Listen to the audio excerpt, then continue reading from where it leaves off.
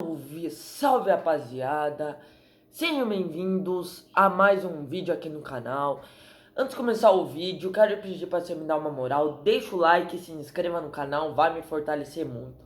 E bom rapaziada, no vídeo de hoje, vamos comentar um pouquinho dos jogos de ontem do Brasileirão. Pois é, meus amigos, tivemos o jogo do Flamengo, até eu ia fazer o pós-jogo ontem, mas acabei que fiquei com um pouco de preguiça, tava cansado também, né, rapaziada, domingão aí, né, hoje, o dia seguinte, né, hoje ia ser segunda-feira, né, domingão, então eu acabei que tava cansado, né, tudo tal, final de semana, né, final de semana longa, acabei que tava cansado e não fiz o pós-jogo, mas eu assisti o jogo, eu assisti o segundo tempo, Flamengo empatou 1-1 com o Atlético Paranaense.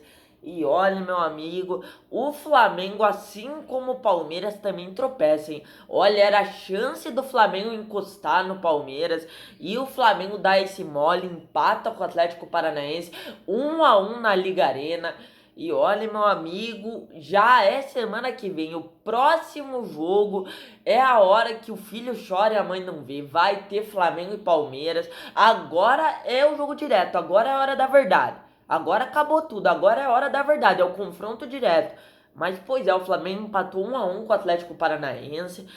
E também tivemos também o Corinthians, rapaziada. Pois é, o Corinthians que perdeu pro Botafogo 3-1 no Newton Santos. Olha, rapaziada, com o hat-trick do Arthur Cabral. Arthur Cabral que fez hat-trick, olha, já tem ele pedindo, já tem gente pedindo ele na convocação do Ancelotti, já tem gente pedindo ele na Copa, é brincadeira mesmo, é brincadeira. Arthur Cabral fez hat-trick numa tarde inspirada e decidiu o jogo pro Botafogo. Olha, hat-trick, meu amigo Arthur Cabral que jogou muita bola, entrou com sangue nos olhos e fez hat-trick contra o Corinthians. Arthur Cabral que já jogou no Palmeiras, hein? Arthur Cabral ali na época, que pra quem não lembra, se eu não me engano foi da base do Palmeiras, depois foi vendido pro Bahia, ou se eu não me engano pro Benfica de Portugal, né? Depois ele foi pro Benfica e agora tá no Botafogo, fez hat-trick, ex-Palmeiras, decidiu o jogo contra o Corinthians que perdeu 3-1. E olha, meu amigo, hoje vai ter a convocação da seleção brasileira para a Copa do Mundo. O Hugo Souza tá na pré-lista. E meu amigo, Hugo Souza tomou 2 frangaço no gol do Botafogo. Na minha opinião, cara, o Hugo Souza falhou nos 2 gols, tá? O Hugo Souza falhou nos 2 gols do Botafogo. Então assim, cara, falando do jogo do Botafogo e do Corinthians, Botafogo que meteu 3-1 no Corinthians. Meu amigo, olha, mano, Corinthians de volta entra pro Z4. Esse jogo era a chance do Corinthians escapar da zona, até porque o Santos perdeu de 3-0 pro Coritiba e não foi assim, mano. O Corinthians tomou 3-1 pro Botafogo, 3-1, tomou uma lapada do Botafogo, 3-1, tomou hat-trick do Arthur Cabral. E olha, rapaziada, falha uma... Pra mim, o gol que o Corinthians tomou do Botafogo, o segundo gol, olha, mano, foi uma baita numa falha do Hugo. Foi uma falha que não dá pra acontecer com o goleiro. E o Hugo que tá na pré-lista da convocação da seleção, meu amigo. Olha, tá feia a coisa, hein, mano. O Hugo que tá na pré-lista, provavelmente eu acho, na minha opinião, vai ser convocado hoje. E logo num dia antes da convocação, o cara vai lá e mete 2 falhas. 2 falhas, 2 piruzaços, mano. E o Corinthians acaba perdendo 3-1 pro Botafogo.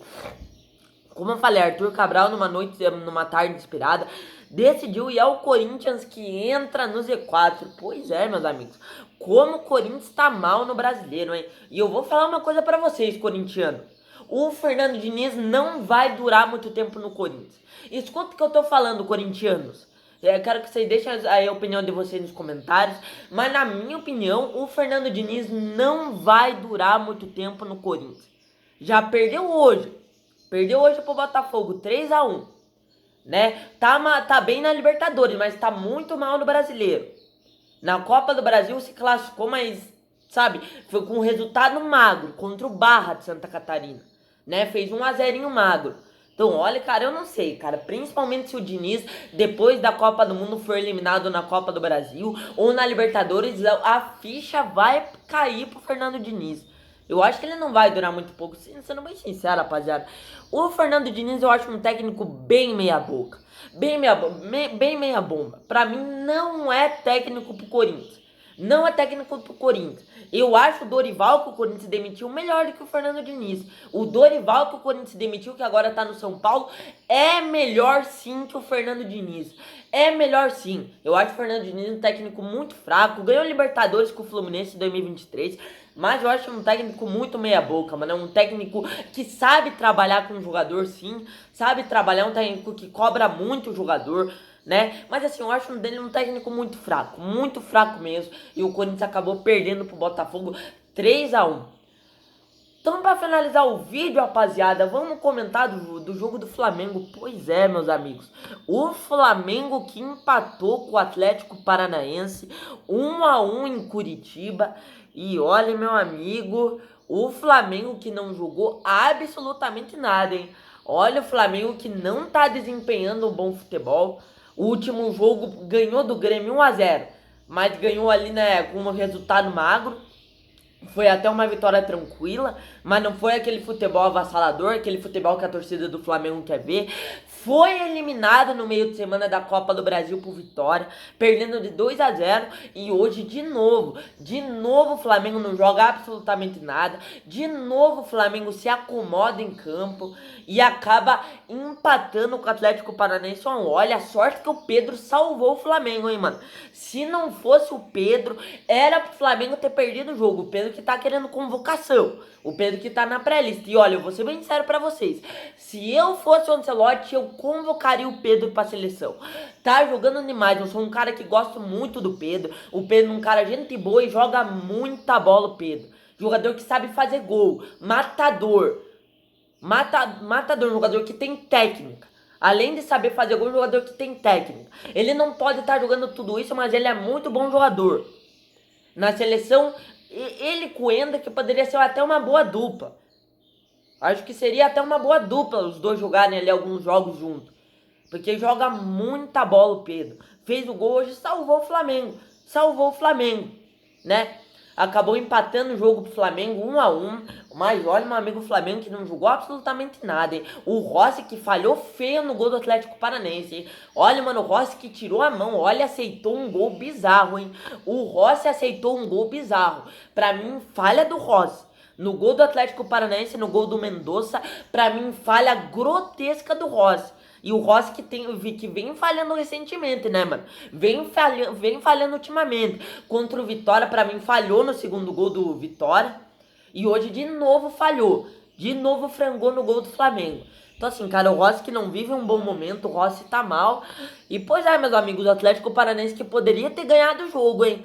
Principalmente no segundo tempo, teve um lance lá, o Viveiro perdeu 3 gols seguidos. 2 o Rossi defendeu e logo em seguida chutou no travessão. Então o Atlético Paranaense que perdeu o gol, bola na trave, bola no travessão, Rossi defendendo. O Atlético Paranaense que teve a chance de matar o jogo no segundo tempo e acabou que não matou o jogo e o Flamengo foi lá e acabou empatando o jogo. E pois é, meus amigos, o Flamengo empatou com o Atlético Paranaense 1-1, com o gol ali aos 35 minutos com o Pedro. Depois ali teve a expulsão do jogador do Flamengo, o Danilo foi expulso, né? E depois ali meio que terminou a partida e o Flamengo conquista o empate 1-1. Olha, eu vou ser bem sincero pra vocês, um empate não foi ruim pro Flamengo. Esse empate não foi ruim pro Flamengo. Até porque o jogo lá em Curitiba, contra o Atlético Paranaense, jogo difícil, a torcida lá dos caras apoiando o time. Né, é um time ali que tem força física, tem vontade em campo, time do Atlético. E assim, mano, não ia ser um jogo fácil. O Flamengo acabou que conquistou um pontinho, mas dava pra ter vencido. Dava pro Flamengo, o Flamengo deu mole, acabou empatando, mas dava pro Flamengo ter ganhado o jogo e ter encostado no Palmeiras. E agora vamos ver, né? Agora é jogo direto contra o Palmeiras, né? Dia 23 de maio, sábado, no Maracanã, Flamengo e Palmeiras. Olha, mano, esse jogo vai pegar fogo, hein? Meu amigo, será que o Palmeiras vai perder de novo pro Flamengo? Mano, não é possível, mano.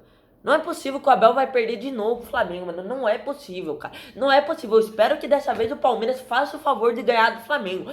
Porque não é possível, mano. O Palmeiras nunca ganha desses caras no Brasileiro. O Palmeiras não ganha do Flamengo no Campeonato Brasileiro desde 2017. E no Maracanã desde 2015. É uma coisa impressionante, gente, impressionante, pelo amor de Deus. Chegou a hora do Palmeiras tirar essa zica, pelo amor de Deus. Então é isso, rapaziada, esse foi o vídeo, espero que vocês tenham gostado, valeu, falou e fui. Lembrando que hoje, 7 para 8 horas da noite, vai sair o meu vídeo comentando da convocação do Ancelotti para a Copa do Mundo. Então fiquem ligados, então é isso, fui!